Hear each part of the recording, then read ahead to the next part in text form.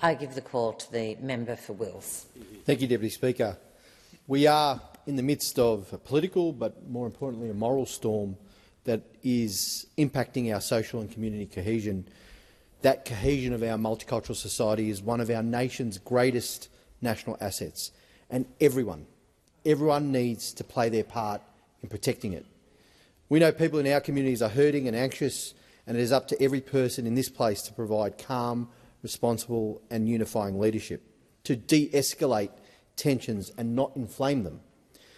And I completely understand that people, regardless of their religious, ethnic, cultural or political background, are in pain and experiencing trauma over what is happening in Gaza and Israel.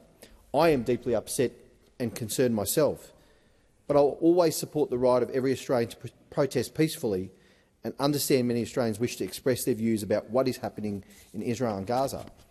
But in doing so, we categorically condemn anti-Semitism, Islamophobia or dehumanisation of any kind.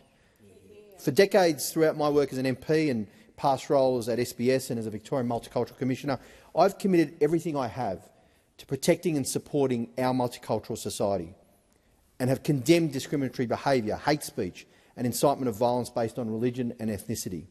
Those behaviours are not the same as Australians' right to peacefully protest. So right now it is more critical than ever that we maintain that social cohesion and the respect for one another to safeguard what we all value so much, that multicultural and pluralistic society. We must ensure the protection of school children and teachers and places of worship and of all Australians as they go about their lives. Threats or acts of violence against innocent people should never be tolerated or justified. The government is continuing to work with communities affected and to keep all Australians safe, to provide support and funding for Australian Muslim, Palestinian and Jewish organisations and support students in Jewish and Islamic schools. And on the other end are a lot of people who are feeling it. The member for Goldstein rightly pointed out many of our staff have faced threats. Regardless of their political affiliation, those staff work hard for our local communities on a huge range of issues. They support families and communities affected by the humanitarian crisis, and they work every day to ensure our community cohesion. That's how important they are. So in the hope that we have of safeguarding that diverse and multicultural society we have built, I call on all sides of politics and all parties to avoid using what is happening for domestic political gain. I call on all sides of politics not to stoke the pain and trauma being experienced by Australians in response to this crisis, but instead work to bring people together and to safeguard our community cohesion, just like this MPI. As the member for Wills, one of my priorities is to keep my community safe and secure and to maintain social cohesion. As a member of the Australian Government and as Chair of the Intelligence Committee, I work to safeguard Australia's national interest, our national security and Australia's social cohesion. As an Australian of Egyptian heritage, I have a personal understanding and deep connection to the region. It has been a tragic and deeply sad for decades.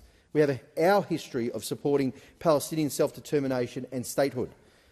And I also empathise with the families of the Israeli civilians that were killed, because the same types of extremists attacked the Coptic community in Egypt, which I'm from, deliberately targeting and killing innocent civilians. That is why, in condemning Hamas, I made the important point that the legitimate cause of Palestinian self-determination and statehood can never justify Hamas's actions. Likewise, Israel's military operations in response against Hamas must distinguish Hamas from innocent civilians, because the loss of innocent Palestinian lives is unacceptable, and the protection of innocent lives is paramount. While most people understand that we may not be able to end the cycle of violence that has gone on for decades in the Middle East, I can and have spoken up for Palestinian and Israeli lives, and I refuse to engage in the polarisation and the hatred of the other, to stoke anger on either side. There is already far too much hatred. I refuse to take the path of engaging in selective empathy or to dehumanise any people, whether they are Palestinian or Israeli, Muslim, Christian, Jewish or atheist. I won't engage in the polarised hate speech that seeks to dehumanise, nor can we allow that to be facilitated or encouraged. Rather, my focus is calling out the devastating loss of life, ending conflict and suffering, and focusing on reaching out to my community in the mosques and Muslim schools in my electorate and to protect them against Islamophobia. At this time, it is more critical than ever that we maintain the social cohesion and respect for one another to safeguard this multicultural society that we love. And in conclusion, Deputy Speaker, we cannot be indifferent to human suffering wherever it occurs, and we must recognise and always embrace our shared humanity. Thank you. Member